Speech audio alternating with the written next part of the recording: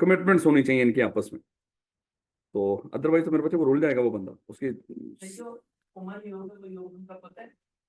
हाँ, मैंने तो यही पढ़ा लिखा है उसके बारे में, सुना। ले बेटा, जरा वापस आओ, इधर इल्हाक कर ले हम। ले बेटा, एग्रीमेंट स्टेट ऑफ मैरिज, शादी में रुकावट अगर हो तो आए शुभ शुभ सरकार के पास। लेकिन भारत ले बेटा, एग्रीमेंट स्टेट ऑफ मैरिज, शादी की राह में कोई भी रुकावट का एग्रीमेंट, कोई भी रुकावट का एग्रीमेंट, चाहे वो टाइम का हो कि भाई आप इतने सालों तक शादी नहीं करोगे। भाई आप कौन होते हो इतने सालों तक किसी को शादी से रोकने के लिए? या अगर ये काम करोगे तो आपकी शादी होगी, नहीं तो नहीं होगी। बेटा, किसी तरह का भी एग्रीमेंट जिसमें शादी में किसी तरह की भी रुकावट बन रही हो, वो क्या होगा? वॉइड कंसीडर, उसकी कोई हैसियत नहीं होगी। अच्छा, ये तो है जहां पे शादी में रुकावट। एक होता है शादी तड़वाना, है वो इमोरल होता है, वो इमोरल और oppose to public policy consider होता है। अगर देखा है वो भी इसी में है, इमोरल और oppose to public policy last में यहीं पे आ जाएगा। लेकिन वैसे मैं बता रहा हूं, एक होता है शादी में रुकावट, यानी कि एग्रीमेंट स्टेट ऑफ मैरिज, शादी होने नहीं दे रहे, वो आएगा यहाँ पे एग्रीमेंट स्टेट ऑफ मैरिज के अंदर, यहाँ पे आ जाएगा। और जो शादी हुई हुई को तोड़वा रहे हो, वो मेरे बच्चे इमोरल है, उससे उससे तलाक लो, मुझसे शादी कर लो, है वो। अब जस्ट एग्जांपल, मिस्टर ए ने मिस्टर बी को कहा कि मिस्टर बी ऐसा कर, ये मुझसे ना 10 लाख रुपया ले ले, तूने मिस सी से शादी नहीं करनी। उसने क्या किया? उसे 10 लाख लिया और धूमधाम से शादी की मिस सी से। वैसे मैं बात कर तो मेरे बच्चे, अब क्या वो इसके खिलाफ कोई कानूनी कार्रवाई कर सकता है? भाई कैसे करेगा? लॉ उससे पूछेगा तू होता कौन है उसको शादी से रोकने वाला। तो शादी, ये मेरे बच्चे दूसरे नंबर पे। हाँ, एक बंदे को रोका जा सकता है शादी से, और वो क्या है? माइनर। यानी कि माइनर के अलावा किसी बंदे को, माइनर को भी क्यों रोक रहे हो भैया? भाई बच्चा है, उसने कोई कॉन्ट्रैक्ट नहीं कर सकता, फैमिली होगी, बीवी बच्चे होंगे, कल उनको कैसे सपोर्ट करेगा? है तो उसको रोक सकते हो। अब एग्रीमेंट स्टेट ऑफ ट्रेड, अगला हमने डिस्कस किया था कि एक किसी भी बंदे को कोई कोई कारोबार करने से, कोई तजारत करने से, कोई पेशा ज्वाइन करने से, कोई क्वालिफिकेशन ज्वाइन करने से आप नहीं रोक सकते। अगर इस तरह का कोई भी एग्रीमेंट होगा, कोई बंदा आपको कहता है ऐसा कर मैं तुझे इतने पैसे दे दूंगा, तू सीए को छोड़ के तो एमबीबीएस कर ले, है इस तरह का एग्रीमेंट की भी कोई हैसियत अगर आप नहीं पूरा करना चाहते उसको, ना तोड़ दो उसको, रहने दो। आप कोई कर भी लेता है भाई मैं एमबीबीएस, मैं सीए ही करूंगा, वो कहेगा मेरा तो एग्रीमेंट हुआ था आपके साथ कि आप एमबीबीएस करोगे। तो भैया लॉ भी आपसे पूछेगा आप होते कौन हो इस बंदे को ये कहने वाले, किसने क्या करना है, किसने क्या नहीं करना। इसी तरह अगर आप कोई भी कारोबार कर रहे हो, ये ना हो कि लेकिन चर्च बेच रहे हो, है चर्च, अगर कोई चर्च बेच रहा हो तो उसको रोका जा सकता है, लेकिन कोई लॉफुल कारोबार कर रहा हो तो उसको कुछ कारोबार करने से नहीं रोका जा सकता। लेकिन मेरे बच्चे इसकी एक्सेप्शन थी, कारोबार करना हर एक बंदे का हक है, उसको कोई कारोबार करने से रोक नहीं सकता। किसी तरह की रुकावट, किसी तरह की रुकावट मेरे बच्चे वो वॉइड कंसीडर होते हैं। जैसे मिस्टर ए ने मिस्टर बी को कहा था कि यहाँ से दुकान बंद कर दे, किसी और जगह पे जाके खोले। भाई तू कौन होता है तो जहाँ पे मर्जी दुकान करे? हाँ, ये ना हो कि यहाँ पे कुछ इलीगल एक्टिविटी कर रहा हूँ, जुए का अड्डा भी चला रहा हूँ, वो तो बंद करवा सकते हैं। ले बेटा, इसकी एक्सेप्शन थी। एक्सेप्शन एक यहाँ पे है और दूसरी कहाँ पे है? अब तो आपने पढ़ लिया ना पूरा सिलेबस है। ये क्या है? एक्सेप्शन इस agreement state of trade void होता है, इसकी एक्सेप्शन बताओ। एक एक्सेप्शन यहाँ पे है, इसकी दूसरी एक्सेप्शन कहाँ पे है? पार्टनरशिप के अंदर।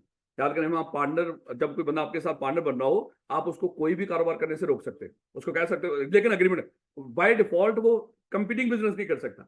लेकिन हम डिस्कस किया था एग्रीमेंट करके आप उसको कोई भी कारोबार करने से रोक सकते हो। तो सेल ऑफ गुडविल याद करें, हमने डिस्कस किया था, अगर कोई मिस्टर ए किसी मिस्टर बी से कोई कारोबार खरीदता है, ये है बायर, ये है सेलर, तो हमने डिस्कस किया था अगर बायर ने किसी सेलर से कोई कारोबार खरीदा लेकिन गुडविल समेत, और गुडविल क्या होती है? उस बिजनेस की रेपुटेशन, उसकी जो ब्रांड इमेज होता है, जो लोगों के दिमागों में होता है। तो इसने क्या किया? उसका मान लो कि 1 करोड़ का बिजनेस खरीदा, उसके एसेट थे वो 60 लाख के थे, और 40 लाख समझ लो उसका गुडविल का पे किया है। और साथ ही आपस में एग्री भी किया है कि मिस्टर बी जब तक मैं कारोबार कर रहा हूं, या कोई कोई इसके बिहाफ पे कोई और बंदा जिसने कोई कारोबार मिस्टर ए से आगे मिस्टर सी ने भी खरीद दिया, जब तक ये कारोबार चल रहा है मिस्टर बी इस तरह का कारोबार नहीं करेगा। लेकिन ये तभी होगा जब गुडविल समेत कारोबार खरीदो। तो जिसने खरीदा हो वो बेचने वाले पर, कारोबार बेचने वाले पे पाबंदी लगा सकता है कि सर आप इस तरह का कारोबार नहीं करोगे। हाँ, कोई और कर सकता है, लेकिन फिर हमने डिस्कस किया था कि जब आप पाबंदियां लगा रहे हो औकात में रहते हुए लगाइएगा, है बिजनेस की नेचर के लिहाज से। बिजनेस की नेचर का मतलब क्या था? अगर आपका एक कारोबार है इंतहाई छोटे लेवल का, एक मोहल्ले के लेवल का, वो 2-4 मोहल्ले छोड़ के अगर कहीं और दूर जाके कारोबार शुरू कर ले तो वो कर सकता है, उसी तरह का कारोबार भी कर सकता है। क्योंकि आई कैप ने सवाल दिया, आई कैप ने कहा कि मिस्टर ए ने फलाने मोहल्ले में एक दुकान बेची, मान लो कि उसने उसने कोई चाहे चाय का खोखा बना रखा था, उसने भेज दिया किसी मिस्टर ए को। उसके बाद उसने क्या किया? उसी शहर के रेलवे स्टेशन के ऊपर जाके वही दुकान दोबारा कर ली, और ये बंदा वहां पे पहुंच गया, सर ये बंद करो।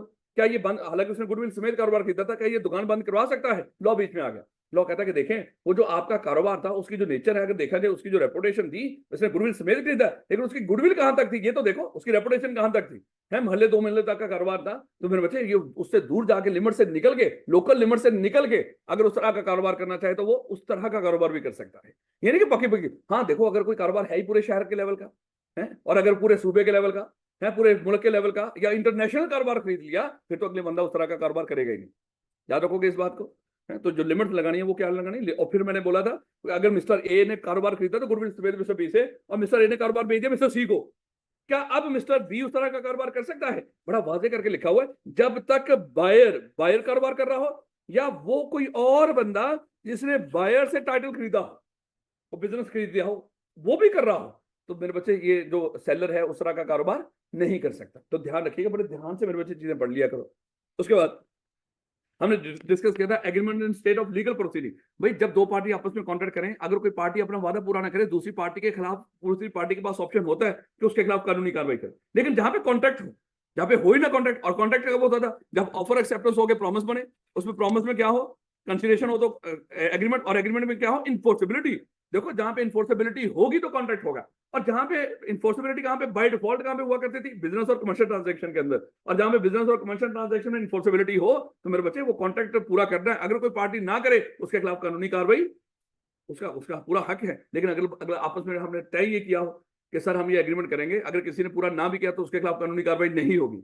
लॉ कहता है इस तरह के एग्रीमेंट की कोई हैसियत नहीं है। आपने अगर वादा कर भी रखा उसके बावजूद आप केस कर सकते हैं, क्योंकि कानूनी कार्रवाई करना हर बंदे का हक है। अब यहाँ पे लेकिन हमने 3 एक्सेप्शन पढ़ी थी, अगर इसकी याद हो, हमने डिस्कस किया था इसकी एक्सेप्शन भी है।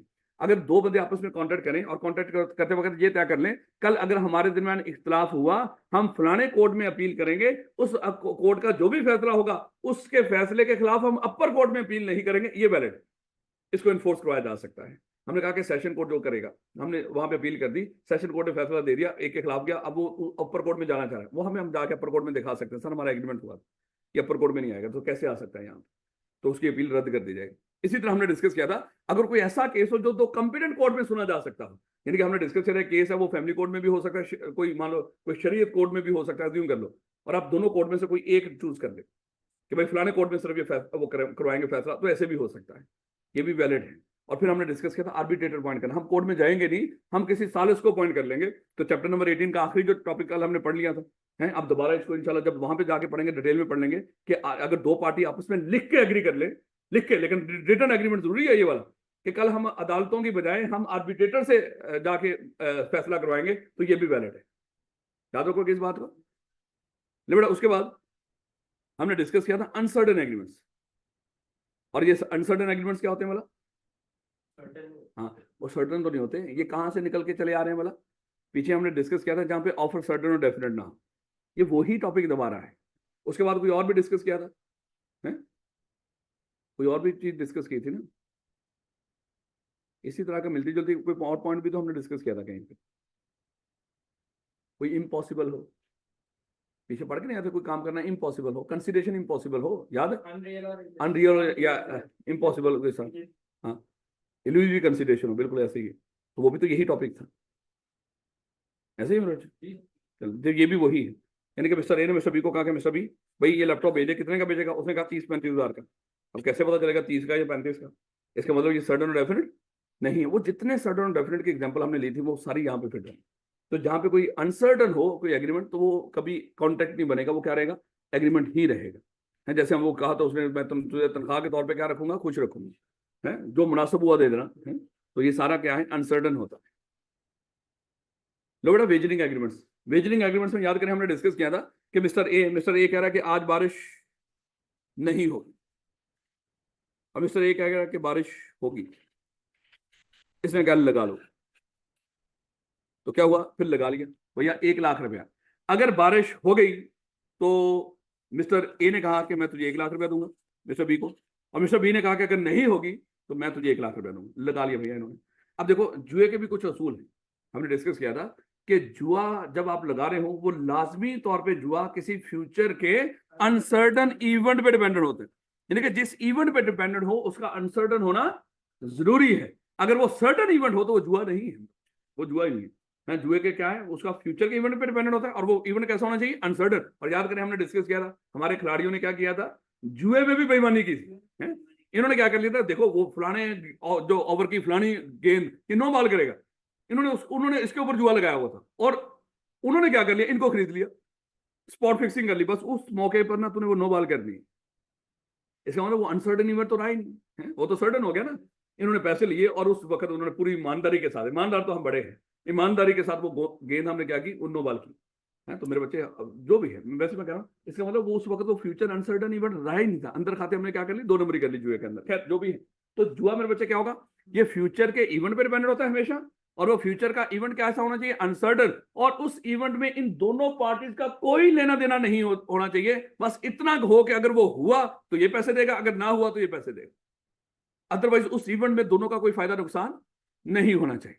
याद है कि नहीं इस तरह की बात। अब देखो मेरे बच्चे, हमने डिस्कस किया था कि मान लो कि मिस्टर बी जीत गया, ये जीत गया, और ये कितना डिसाइड हुआ था, 1 लाख रुपए पे करना, और मिस्टर ए अभी मिस्टर बी को 1 लाख रुपए नहीं दे रहा। अब जैसे जैसे सांप बना दिया उसको, तो मिस्टर ए होते ना, जैसे अगर यहाँ पे थोड़ी सी लाइन बना दे, सांप ही बन जाता है, गोली मारो। मिस्टर ए अब मिस्टर बी को 1 लाख रुपए नहीं दे रहा, क्या मिस्टर बी उसके ऊपर केस करके पैसे रिकवर कर सकता है? नहीं है। अब वो क्या बताएगा जाके अदालत को कि किस चीज के पैसे थे। अब दूसरा हमने डिस्कस किया था कि अगर मिस्टर ए और मिस्टर बी पे पहले भी इस तरह की बेईमानियां कर लेते थे, इन्होंने क्या किया, इस दफा जो पैसे थे वो किसी मिस्टर सी के पास रखवा दिए, लाख तो भी रखवा, लाख मैं भी रखवा देता हूँ, कि जो जीतेगा उसको मिस्टर सी फिर क्या कर देगा, 2 लाख रुपया दे देगा उसका वापस। अब मिस्टर सी वो पैसे लेकर गायब हो गया, मुझे बताओ क्या उससे रिकवर कर सकते हैं? नहीं, उससे भी रिकवर नहीं कर सकते। फिर हमने डिस्कस किया था, इन्होंने मिस्टर सी को कहा था कि मिस्टर सी तू ये पैसे अपने पास रख, ये सारे मामला को देख, तू जुए को कंडक्ट करवा, तो उसके बाद हम तुझे 10% कमीशन देंगे। उसने क्या किया, उसने उसने पैसे अपने पास रखे, सारे देखा, उसको मैनेज किया, उसके बाद जब वो इनको पैसे दे दिए, वो 10% कमीशन मांग रहे, क्या इसको कमीशन मिलेगा? क्या वो केस कर सकता है? नहीं। तो मेरे बच्चे ये देखना, ये कुछ रूल्स है जुए के। देखिए यहाँ पे एक पार्टी को कुछ मिलता है, दूसरी पार्टी को कुछ नहीं मिलता है, एक तो कंसिडरेशन मिसिंग होती है मेरे बच्चे, ऐसे ही मेरे। और दूसरा, जिस इवेंट पर इन्होंने कॉन्ट्रैक्ट को डिपेंडेंट किया होता है, उस इवेंट में इन पार्टी की किसी तरह की कोई इंटरेस्ट नहीं होती। और फिर यहाँ पे लाजमी तौर पे ये जो इवेंट है वो क्या होना चाहिए, कोई अनसर्टन फ्यूचर का इवेंट होना चाहिए, यानी कि ये कुछ निशानियां हैं जिससे हमें पता चला होता है ये क्या है, ये जुआ है। अब जरा देखिए छोटी छोटी चीजें मेरे बच्चे, इसमें कुछ और कुछ कुछ कुछ कुछ कुछ, हाँ एक एक्सेप्शन भी है। हमने डिस्कस किया था कि अगर कोई बंदा गुड रेस के ऊपर 500 या उससे ज्यादा रेस प्राइस के ऊपर लगा रहा हो तो वो तो वैलिड है, वो जुआ नहीं है। लेकिन अगर कोई 500 से कम की कोई प्राइस मनी रख रहा होगा तो वो जुआ कंसिडर होगा, ऐसे ही ना मेरे बच्चे। यानी कि अमीर लगाएगा तो कोई मसला नहीं, गरीब लगाएगा तो जुआ। खैर, agreement collated to wagering agreement हमने डिस्कस किया था, अगर कोई एग्रीमेंट जुए के एग्रीमेंट से जुड़ जाए वो भी वॉइड हो जाएगा। जैसे मिस्टर ए ने, देखो लेकिन है लफ्ज नोइंगली, ये ध्यान रखिएगा, जानते बूझते हुए मिस्टर ए ने मिस्टर बी को कहा था, मिस्टर बी मुझे 1 लाख रुपया उधार दे दो। क्या भैया उधार पैसे लेना किसी से गलत है? क्या मिस्टर बी पैसे मिस्टर ए से पैसे कल वापस ले सकता कि नहीं ले सकता? लेकिन मिस्टर बी ने गलती कर ली, उससे पूछ लिया तूने करना क्या है 1 लाख रुपए का, उसने कहा कि मैंने किसी मिस्टर सी के साथ जुआ लगाना। अब इसका ये जो लोन का एग्रीमेंट था, अगरचे इनका लोन का एग्रीमेंट बिल्कुल वैलिड था, ये लोन का एग्रीमेंट था इन मिस्टर ए और बी के दरमियान, लेकिन ये जो लोन का एग्रीमेंट है ये किससे जुड़ गया है, मिस्टर ए और सी के दरमियान होने वाले वेजरिंग एग्रीमेंट के साथ, जो कि वॉइड एग्रीमेंट। तो याद रखना है, अगर कोई वॉइड एग्रीमेंट के साथ कोई एग्रीमेंट जुड़ जाए वो भी वॉइड हो जाता है मेरे बच्चे, याद रखिएगा। अब इसको पैसे भी नहीं मिलेंगे, इसको ये पैसे वापस नहीं मिलेंगे अगर लोन ले लिया इसने। इसलिए कल कोई बंदा आपसे उधार मांग रहा है, उससे कभी ना पूछना तूने करना क्या है। अगर उसने सच बता दिया और फिर आपने लोन दे दिया उसको, तो याद रखना हो सकता है कि वो जिस मकसद के कई मैंने चर्च खरीदनी है और आप उसको उधार दे दो, तो मेरे बच्चे कल वो पैसे वापस नहीं कर रहा, तो आप उसके खिलाफ कानूनी कार्रवाई कर सकेंगे ना? ना, ये वॉइड एग्रीमेंट हो गया। क्या करेंगे, वो कहेगा नहीं जाके अदालत को, सर इसे पूछे सही इसने पैसे दिए किस लिए, सब उधार है, इसने चर्च में मेरी मदद की थी चर्च खरीदने में, तो दिक्कत होगी ना। बेटा नो सूट फॉर रिकवरी, ये भी हमने ऊपर डिस्कस किया है कि यानी कि जो पैसे कोई जीत जाए, अगर कोई हारा हुआ नहीं दे रहा वो भी रिकवर नहीं कर सकते। और अगर किसी बंदे को वहां पे आपने कमीशन ब्रोकरेज जैसे होते हैं, बड़े सारे फोन रख के लोग बैठे होते हैं, रास्ते करवा रहे होते हैं, जुआ करवा रहे होते हैं, उनको कमीशन नहीं मिला वो भी पैसे रिकवर नहीं कर सकते। और किसी को आपने जानते बूझते हुए भी कोई पैसा दे दिया हो और आपको पता है ये पैसा आगे वेजरिंग एग्रीमेंट में इस्तेमाल होना है, तो उस बंदे से भी वो लोन भी रिकवर नहीं कर सकते। उसके बाद यहाँ पे कुछ 2 बातें और भी थी। देखो मेरे कानून ये है कि अगर कोई बंदा किसी बंदे को, चलें इस तरह कर लें, ये गार्डियन है, मिस्टर ए क्या है, ये गार्डियन है, और ये मिस्टर एम माइनर है, देखो बेटा, गार्डियन माइनर के ऊपर जितना खर्चा कर रहा होता है ना, लॉन इसको इजाजत दे रखी है, ये गार्डियन इसके माइनर की प्रॉपर्टी में से वो पैसे रिकवर कर सकता है। लॉन इसको इजाजत दे रखी है, भाई तू खर्चा कर माइनर के ऊपर, तो उसकी प्रॉपर्टी में से पैसे, पर्सनली लायबल नहीं होता माइनर का भी, उसकी प्रॉपर्टी अगर है तो उसमें से क्या कर लेना, रिकवर कर लेना। और वैसे गार्डियन मोस्टली पॉइंट भी तब करते थे जब प्रॉपर्टी के मामला होते। अब हुआ क्या, इस माइनर ने ना जुआ खेला, और जिस बंदे ने जुआ जीता माइनर से, वो चला गया मिस्टर ए के पास, चलो भैया वो मिस्टर एम ने मेरे साथ जुआ खेला, उसके पैसे दो। उसने क्या कर दिया, उसके पैसे दे दिए। उसको लग रहा था कि मैं क्या कर लूंगा, इसकी प्रॉपर्टी में से रिकवर कर लूंगा। कानून ने मना कर दिया। कानून कहता है भैया तूने जुए की अमाउंट पे की है उसके बिहाफ पे, ये पैसे उसकी प्रॉपर्टी में से रिकवर नहीं कर सकते। इसी तरह मेरे बच्चे सेम मामला है, अगर किसी बंदे की डेथ हो जाए, कोई मिस्टर ए है, इसकी डेथ होगी, इसकी डेथ के बाद मेरे बच्चे इसकी जो प्रॉपर्टी वो इसके चली गई इसके लीगल रिप्रेजेंटेटिव के पास। अगर लीगल रिप्रेजेंटेटिव इसकी जितने भी डेट्स हैं वो लीगल रिप्रेजेंटेटिव पे करेंगे, लेकिन कहां से, जो प्रॉपर्टी वो छोड़ के मरा उस प्रॉपर्टी में से पे करेंगे मेरे बच्चे। और जो अगर मान लो कि पहले नंबर पे तो खुद पे कर देंगे, जब वो खुद पे कर देंगे तो वो कहां से रिकवर कर सकते हैं, वो जो मर गया है उसकी उस बंदे की प्रॉपर्टी में से वो खुद रिकवर कर सकते हैं। अच्छा, इस मरने वाले ने किसी के साथ जुआ खेला था, और मेरे बच्चे वो बंदा आया इनके पास, उनको कहा कि भाई मेरे पैसे, उसने मरने वाले ने जुआ खेला था तो वो पैसे दो।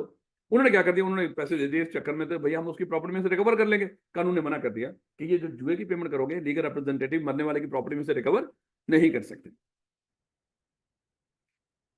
कुछ रहा तो नहीं है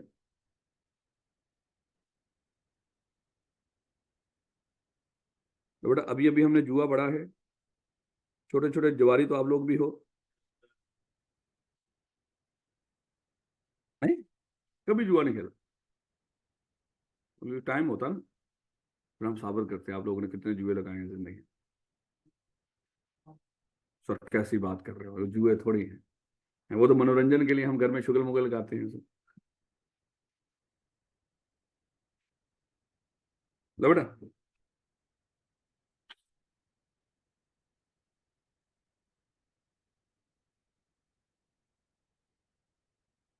अगर हम दिनों में, इन 2 दिनों में हम कोको से ज्यादा सोच लें, क्या कर,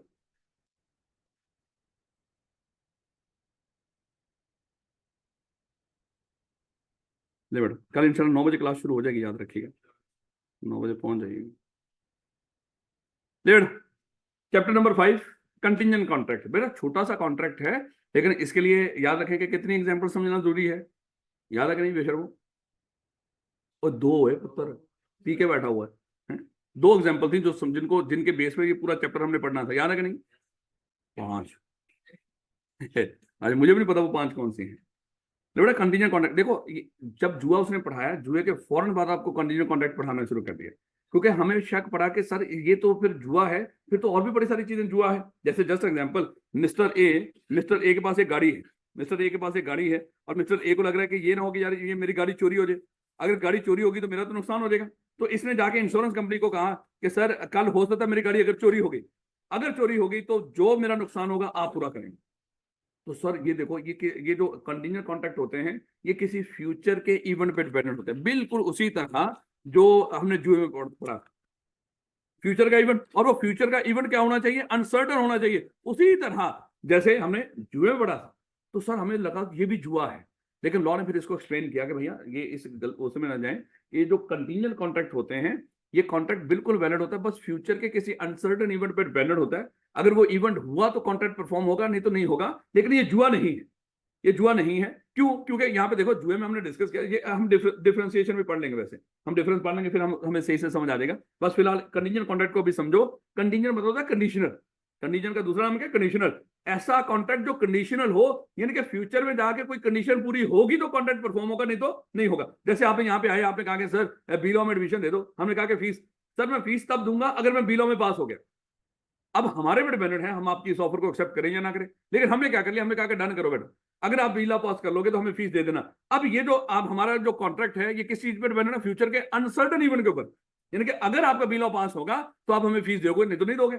अब मेरे बच्चे, क्या वो सर्टन है कि आप पास कर लोगे, अनसर्टन है, फ्यूचर का इवेंट है, फ्यूचर का इवेंट है।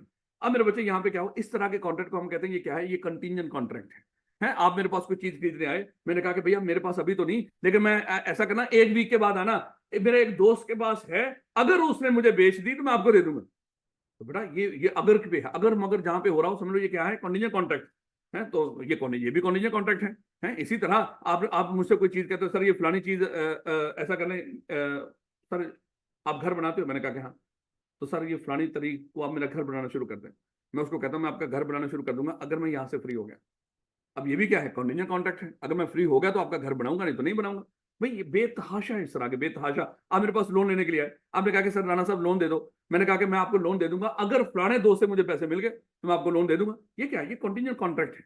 ऐसा कॉन्ट्रैक्ट जो फ्यूचर के किसी अनसर्टन इवेंट, देखो यहाँ पे भी फ्यूचर का इवेंट होना भी जरूरी है और उसका लेकिन अगर कोई इवेंट, अच्छा देखो अभी देखो, आप मेरे पास लोन लेने के लिए आए, मैंने कहा कि मैं आपको लोन दे दूंगा अल्ताफ भाई के मरने के 5 दिन के बाद। बताओ कंडीशन है कि नहीं है? बताओ। और बेशर्मो, ये फ्यूचर का सर्टन इवेंट है और कंडीशन कॉन्ट्रैक्ट के लिए फ्यूचर का अनसर्टन इवेंट होना जरूरी है। शर्म तो नहीं आ रही? हमने सारे नेगोशिएबल इंस्ट्रूमेंट पढ़ लिए। तुझे कौन सा?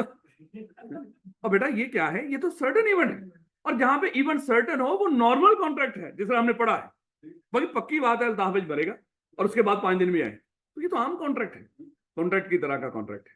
याद रखोगे इस बात को। वहां पे मैंने बोला कि वो अनसर्टन इवेंट का होना जरूरी है। हाँ, अगर मैं ये कहूं कि अगर अल्ताफ भाई साल के अंदर अंदर अगर मर गए तो मैं आपको फिर लोन दूंगा, है फिर ये आंसर है। अब ये नहीं पता कि वो साल के अंदर मरेंगे क्या। हाँ, तो उसकी गारंटी तो कौन? हाँ हाँ, वाह भाई। फिर बच्चे हमारे लीगल रिप्रेजेंटेटिव लोन ले देंगे, याद है ना? हाँ, तो सारी चीजें आप इकट्ठी कर लो, तो पूरा सिलेबस कवर कर लिया आप लोगों ने। ले बड़ा जरा देखिएगा, कहता है कंटिन्यू कॉन्ट्रैक्ट, अगेन कॉन्ट्रैक्ट कुछ करने के लिए भी हो सकता है, कुछ करने से रुकने के लिए भी हो सकता है। If some even collated to such contract does और डज नॉट हो, यानी कि यहाँ पे एक कॉन्ट्रैक्ट हो रहा होगा कुछ करने के लिए, कुछ करने से रुकने के लिए, लेकिन अगर कोई इवेंट हैपन होगा या हैपन नहीं होगा, ये कॉन्ट्रैक्ट उस पर डिपेंडेंट होगा। इसकी मेरे बच्चे कुछ एग्जांपल दे रखे हैं, कॉन्ट्रैक्ट ऑफ इनेमरी, कॉन्ट्रैक्ट ऑफ गारंटी। आए मेरे बच्चे, हमने डिस्कस किया था ये 2 एग्जांपल। अगर ये 2 एग्जांपल आपने ना पढ़ी, आपके दिमाग में ना हुई, तो मेरे बच्चे ये चैप्टर नंबर 5 आपके ऊपर से फ्लाई करके गुजर जाएगा, है। तो फिर हमें ना कहना कि कुछ, तो इसलिए बड़ा ध्यान से हमने डिस्कस, देखो दो दो हैं, यानी कि हमारे जो कॉन्टिजेंट कॉन्ट्रैक्ट फ्यूचर के किसी इवेंट की हैपनिंग पे भी डिपेंडेंट हो सकते हैं या नॉट हैपनिंग पे भी डिपेंडेंट हो सकते हैं। अब ये हैपनिंग और नॉट हैपनिंग पे कैसे डिपेंडेंट हो सकते हैं, इसको देखिएगा मेरे बच्चे। मिस्टर ए ने मिस्टर बी को कहा था कि बैंक को कहा था कि बैंक वालों मुझे लोन दे दो, याद है? और बैंक वालों ने कहा था सर हम आपको लोन दे देंगे लेकिन आप हमें कोई सिक्योरिटी प्रोवाइड कर दो। तो यहाँ पे मिस्टर ए ने बैंक को कहा था कि सर ठीक हो गया, मैं ऐसा कर लें, मेरा एक सामान आ रहा है जहाज में, तो वो सामान आप सिक्योरिटी के तौर पे रख लें और मुझे लोन दे दें। तो उन्होंने कहा कि सर सामान किधर है? वो कह रहा है अभी बैरी जहाज में आ रहा है। तो उन्होंने कहा कि सर ऐसे थोड़ी है, हम आपको लोन दे देंगे। देखो, बैंक और मिस्टर ए के दरमियान कॉन्ट्रैक्ट हो रहा है लोन का, लोन लेने देने का कॉन्ट्रैक्ट हो रहा है, लेकिन ये कॉन्ट्रैक्ट किस पे डिपेंडेंट कर दिया?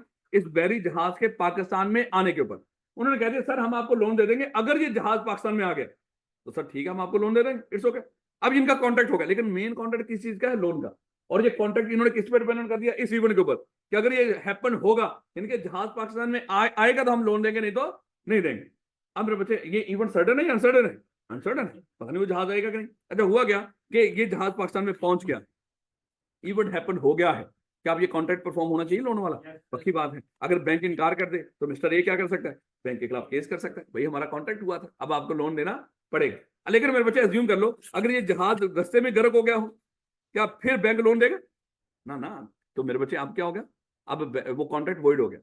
वॉइड कॉन्ट्रैक्ट हमने पढ़ा बनते वक्त तो बिल्कुल वैलिड से, बाद में कुछ ऐसे कोई हालात पैदा हो गए हो जिसकी वजह से वो कॉन्ट्रैक्ट परफॉर्म ना हो सकता, तो कॉन्ट्रैक्ट क्या हो जाता है? वॉइड। तो मेरे बच्चे अब फिर उनको ये कॉन्ट्रैक्ट परफॉर्म करने की जरूरत नहीं है। फिर हमने डिस्कस किया था, अच्छा बात का हम बीच में टाइम भी रख लेते हैं। बैंक ने कहा था कि सर 1 महीने में अगर जहाज आएगा तो हम आपको लोन देंगे, नहीं तो नहीं देंगे। डिसाइड हो गया। तो भैया महीना गुजर गया, जहाज नहीं आया, लेकिन आ रहा है, लेकिन नहीं पहुंचा पाकिस्तान। क्या कॉन्ट्रैक्ट परफॉर्म होगा? ये वॉइड हो जाएगा कॉन्ट्रैक्ट, अब इसको परफॉर्म करने की जरूरत। अच्छा, महीना नहीं अभी गुजरा, अभी 10 दिन ही गुजरे हैं कॉन्ट्रैक्ट हुए, कि महीने में आ जाएगा तो लोन देंगे। अच्छा, 10 दिन बाद ही वो कॉन्ट्रैक्ट, वो क्या हो गया? जहाज गर्क हो गया। मुझे बताएं क्या अब ये कॉन्ट्रैक्ट परफॉर्म होगा? महीने का वेट करेंगे, फौरन ही कॉन्ट्रैक्ट वॉइड हो गया, फौरन ही वॉइड हो गया। अब उसने आने नहीं, महीने तक का वेट करने की जरूरत। तो मेरे बच्चे, अब ये जो फ्यूचर का जो कंटीजेंट कॉन्ट्रैक्ट था, ये किसी फ्यूचर के इवेंट की हैपनिंग पे डिपेंडेंट था। जहाज पाकिस्तान में आएगा तो लोन मिलेगा, नहीं तो नहीं मिलेगा। एक तो ये हैपनिंग वाला, इस एग्जांपल को दिमाग में रखना आपने। और दूसरा हमने डिस्कस किया था, नॉट हैपनिंग वाला भी है। मिस्टर ए का बड़ा कीमती सामान जहाज में आ रहा था। उसने कहा कि ये ना हो कि वो जहाज डूब जाए, मेरा सामान सारा डूब जाए और मैं भी डूब जाऊंगा। तो उसने क्या किया, उसने किसी बंदे ने कहा कि जाओ भैया जाके इंश्योरेंस करवा लो उसकी। मिस्टर ए इंश्योरेंस कंपनी के पास गया और इंश्योरेंस कंपनी को जाके कहा कि आप मुझे कंपनसेट करोगे, मुझसे वादा करो, आप मुझे क्या करोगे, कंपनसेट करोगे। वो कहता है ठीक है कंपनसेट करेंगे, लेकिन अब देखो मेरे पास यहाँ पे जो कॉन्ट्रैक्ट होगा ना, मेन जो कॉन्ट्रैक्ट है वो कंपनसेशन का होगा। मिस्टर ए और इंश्योरेंस कंपनी के दौरान किस चीज का कॉन्ट्रैक्ट होने जा रहा है, कंपनसेशन का। लेकिन कंपनसेशन का ये कॉन्ट्रैक्ट किस पे डिपेंडेंट होगा, इस इवेंट पे।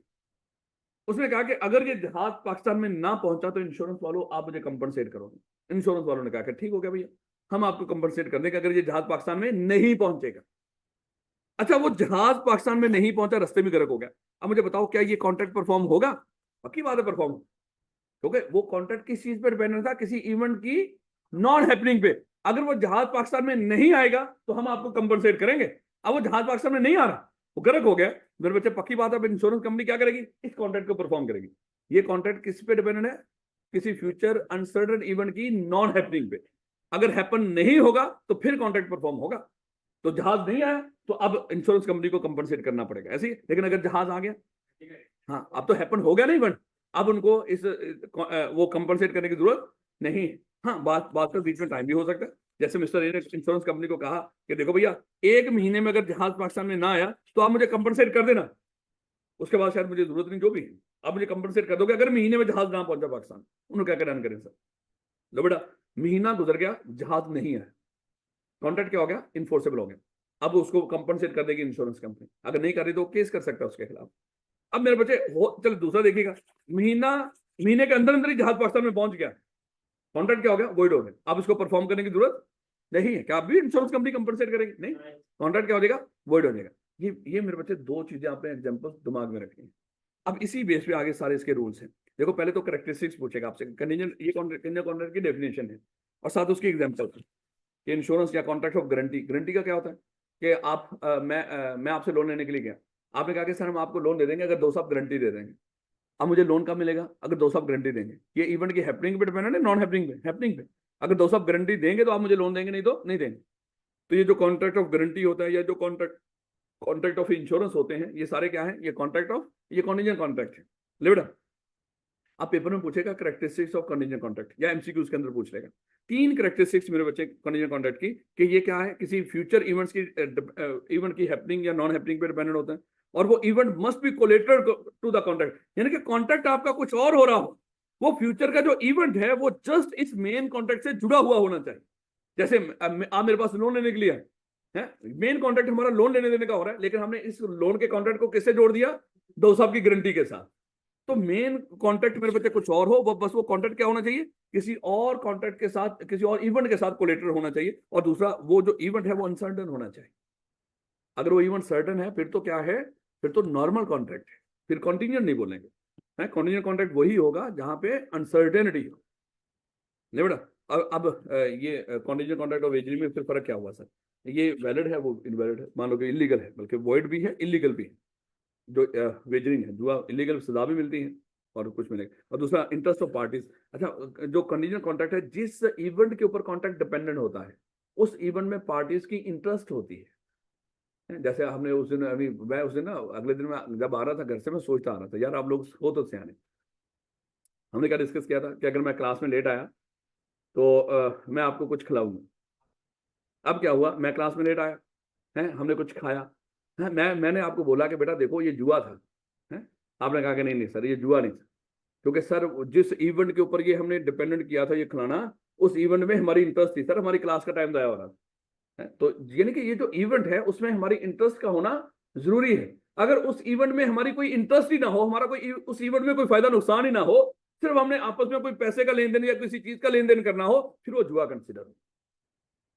याद रखोगे इस बात को, बल्कि आपने याद करवाई, मैंने क्या याद रखनी है, बल्कि उससे तो मैं अगले दिन यकीन कर लो, मैं अकेला जब आ रहा हूँ ना, मैं कह रहा हूँ यार बच्चे तो बड़े सियाने हैं, इन्होंने तो सही सोचा है यार। लेकिन बस तो यहाँ पे जिस इवेंट के ऊपर हम, जैसे अभी मैंने आपको कहा, आपने कहा कि सर हम फीस देंगे, लेकिन उस वक्त देंगे जब हमारा बिल ऑफ पास हो जाएगा। अब ये बिल ऑफ फ्यूचर का एक अनसर्टन इवेंट है, क्या उस इवेंट में इंटरेस्ट है, बिल्कुल इंटरेस्ट है, आपका वो सब्जेक्ट है, आपने पेपर दिया है, उसमें भी इंटरेस्ट है।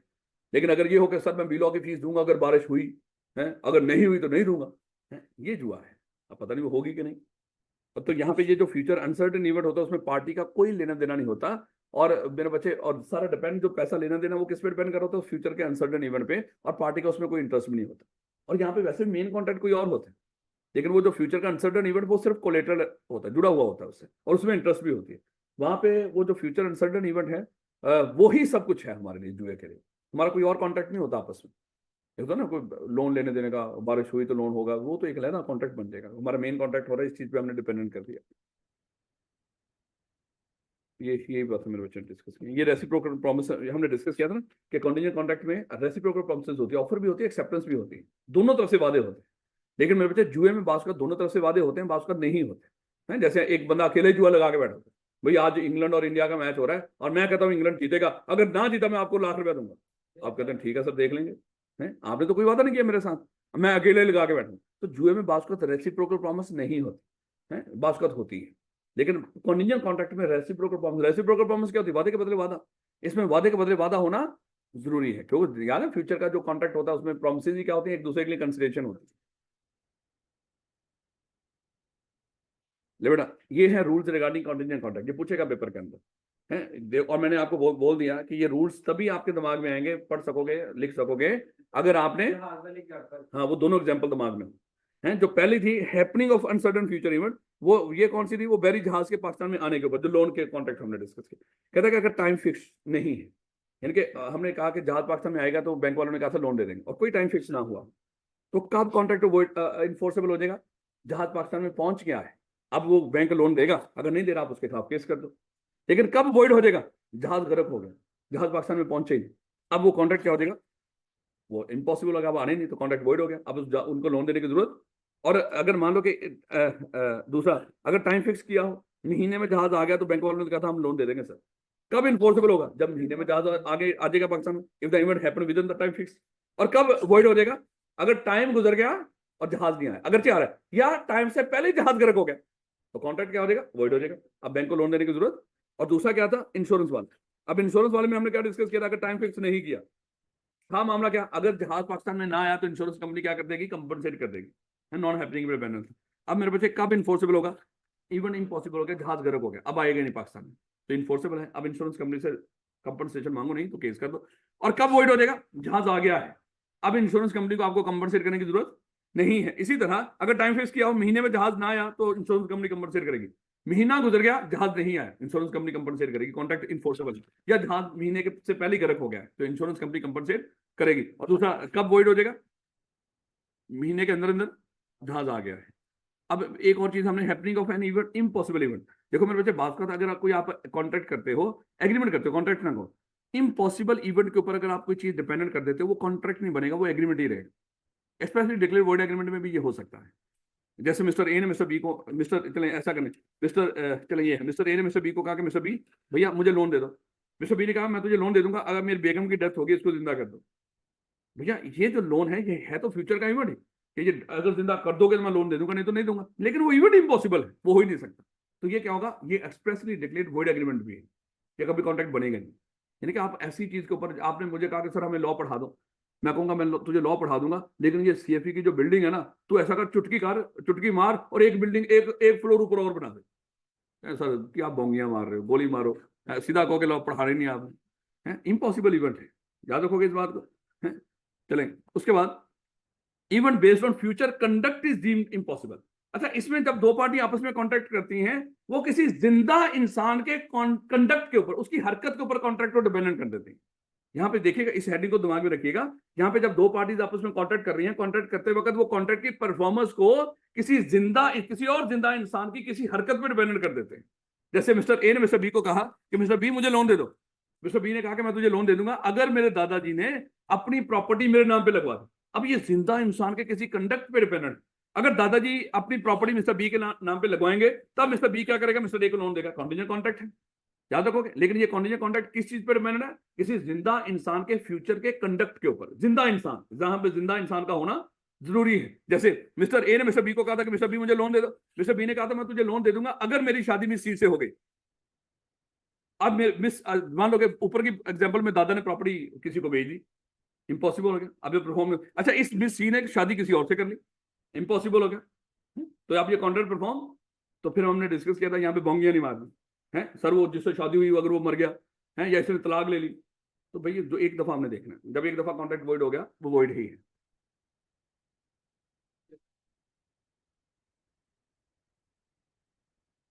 कल 9 बजे इंशाल्लाह, 9 बजे से लेके 1 बजे तक। क्या नहीं, कल बकवास की तो थी। चलो बेटा इंशाल्लाह कल मुलाकात हो।